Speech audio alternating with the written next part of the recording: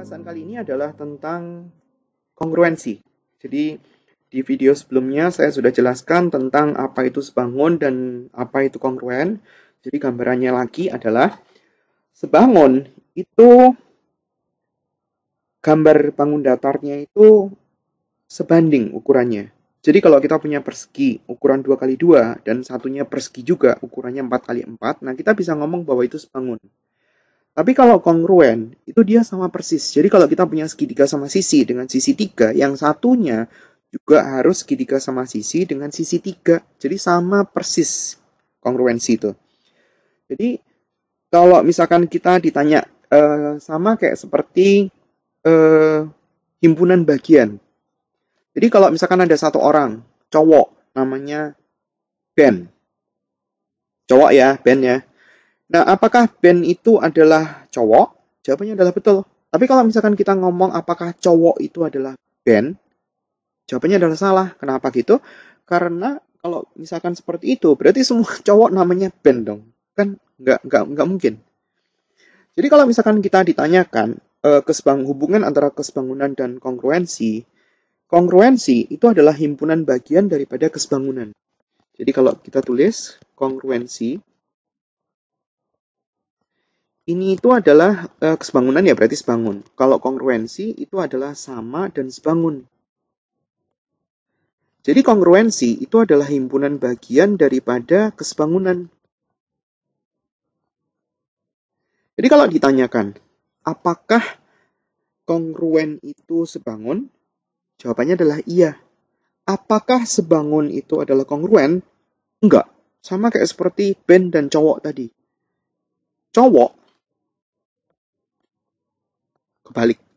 Ben itu adalah himpunan bagian daripada cowok. Jadi apakah Ben adalah cowok?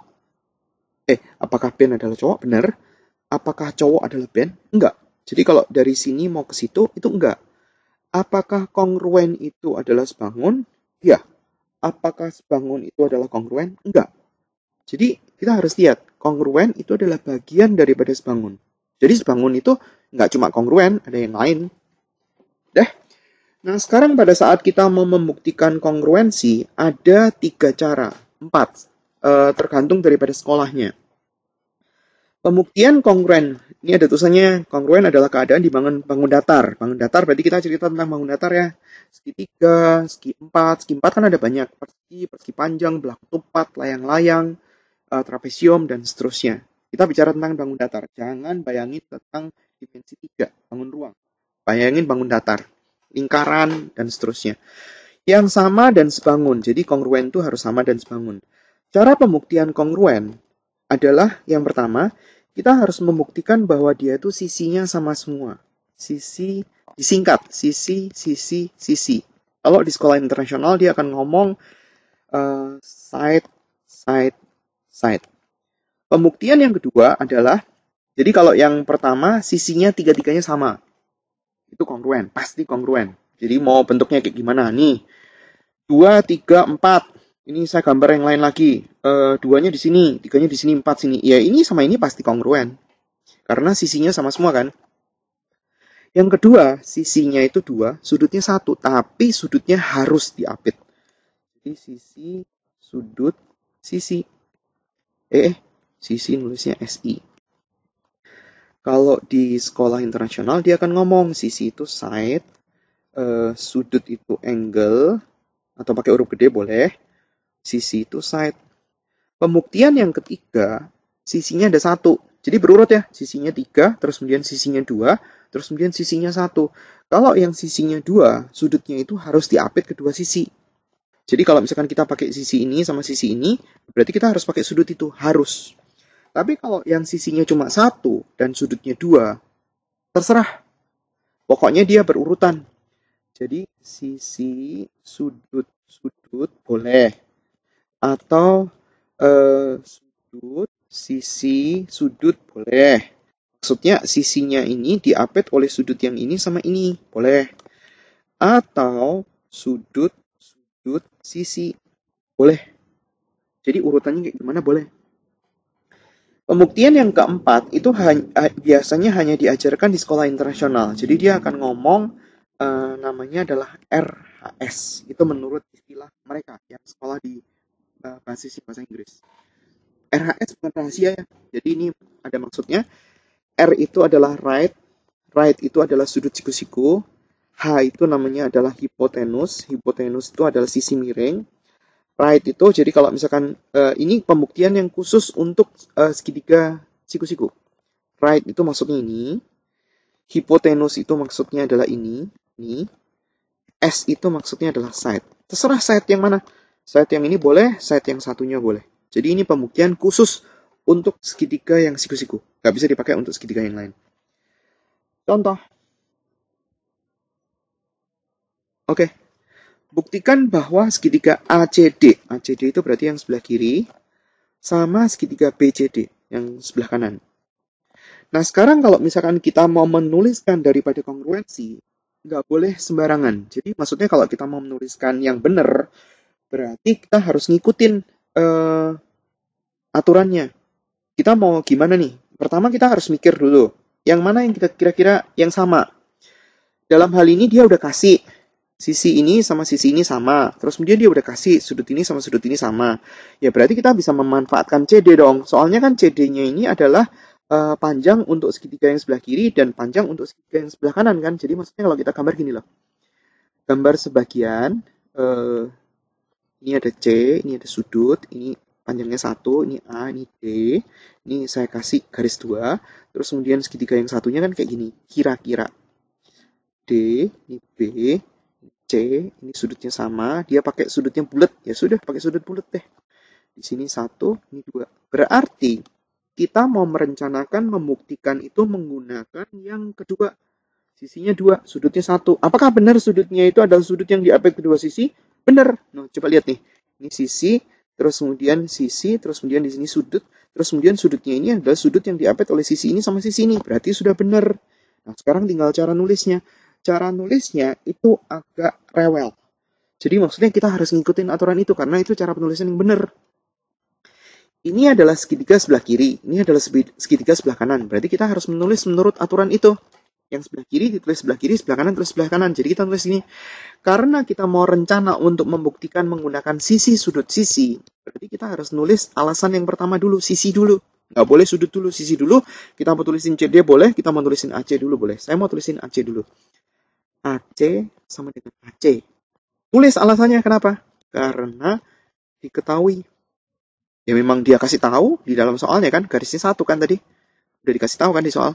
Terus kemudian alasan yang kedua itu kita harus tulis sudut. Sudut itu berarti maksudnya sudut ACD dari segitiga yang sebelah kiri sama dengan sudut BCD. Alasannya gara-gara diketahui. Kan dia memang kasih tahu dengan cara kasih simbol yang sama. Yang satunya itu adalah CD sama dengan CD. Alasannya kenapa? Gara-gara ini adalah sisi yang berimpit. Jadi harus dikasih alasan, harus. Alasannya apa? Terus kemudian kita tulisin segitiga yang sebelah kiri, yaitu adalah ACD, itu kongruen, simbolnya kayak gitu, dengan segitiga yang sebelahnya. Nah, kita harus kasih urutan yang benar. Karena ini tuh sudah terbukti bahwa dia itu kongruen dengan menggunakan alasan sisi sudut sisi, maka kita bisa menuliskan sudut maupun sisi yang sama yang lain. Jadi di sini misalnya nih kita kasih garis 3. Berarti artinya ini garis 3 dong. Kan kongruen itu kan artinya sama dan sebangun. Berarti kalau misalkan kita sudah membuktikan bahwa dia sama, berarti ada yang sama dong sisinya. Ini 3, 3. Nah sekarang kita lihat sudutnya. Kalau misalkan di sini saya kasih sudut bulat ini di depan garis 2. Berarti ini di depan garis 2 juga bulat dong. Kalau yang di depan garis 1 ini itu simbolnya bintang, berarti ini juga simbolnya bintang. Artinya A itu sebanding sama siapa nih? A itu sudutnya bulat, berarti yang di sebelah kanan sudutnya juga harus bulat, berarti kita harus tulis B. Terus kemudian C. C itu adalah sudut titik, berarti yang satunya juga sudut titik, berarti C. Terus kemudian D. D-nya itu adalah D-nya itu sudut bintang, berarti di sini juga harus sudut bintang. Nah, gini cara penulisannya. Nah, sekarang kita praktekin buat yang satunya lagi. Gede soalnya, enak. tulisin sudut-sudut yang sama dulu sebelum kita mau ngerjain. Tujuannya mau nyari PML. Hah? PML. PML itu yang sebelah kiri. Terus kemudian yang sebelah kanan. QNL. QNL. Berarti yang ini dong. Sudut yang mana yang sama? Ya, ini kan ada garis jajar kan ya? Ini ada garis jajar. Ingat kan garis jajar? Ada... Ini garis jajar, dipotong satu garis. Ini sama ini sudut sahadap namanya. Terus ini sama ini sejajar. Ini sama ini sama. Sudut dalam berseberangan kan ya? Ada juga sudut luar berseberangan. Tapi sebenarnya kita menggunakan 3 ya cukup. Yaitu adalah yang sahadap, yang dalam berseberangan, sama sudut bertolak belakang. Nah, itu sebenarnya sudah bisa untuk mencari sudut-sudut yang lain. Jadi kalau misalkan di sini, ini kan nggak ada variabel kan, saya mau misalin variabel dong. Ini sisinya sudah ada 2. Ini kan modal nih. Nah, sekarang kalau kita mau pakai sisi 3, bisa nggak kita pakai ini sama ini? Nggak bisa lah, kan dia nggak ngomong ada yang sama kan. Jadi kita berharap ada sudut. Coba kita kasih sudut nih. Ini di sini misalkan sudutnya X. Jadi kalau kita mau ngerjain kongruensi sama kesebangunan, dikutak-kutik dulu ya. Maksudnya kalau misalkan kita ngelihat satu soal, tunjukin nih sudut yang mana yang sama. Misalkan kita ini sudut X, sudut yang lainnya mana X, sudut yang mana lagi ada 90 min X dan seterusnya. Jadi harus diisiin dulu sudutnya, baru kita melihat sudut ada yang sama nggak? Segitiga ada yang sebangun nggak? Nah, itu harus ditulis. X ini sudut dalam berseberangan kan? Ini sama ini dalam berseberangan kan? Kayak seperti ini, kayak huruf Z.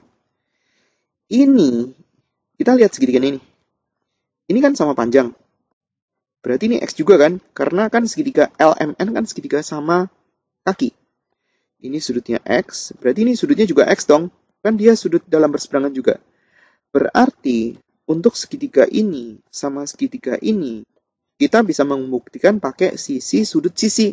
Karena ini ada sisi, ini ada sudut, terus kemudian ini ada sisi lagi yang sama. Berarti kita mau rencana untuk membuktikan ini dengan menggunakan sisi sudut sisi. Kebetulan sama kayak seperti soal sebelumnya. Kalau misalkan katakanlah pembuktiannya pakai sisi sudut-sudut ya terserah. Maksudnya kalau misalkan pada saat itu memang pembuktiannya pakai itu ya kita ngikutin urutan cara penulisannya. Yang pertama sisi sudut sisi dulu. Ini segitiga yang sebelah kiri. Jadi saya tulis dulu elemen daripada yang sebelah kiri. PL misalnya. Berarti sama dengan LQ.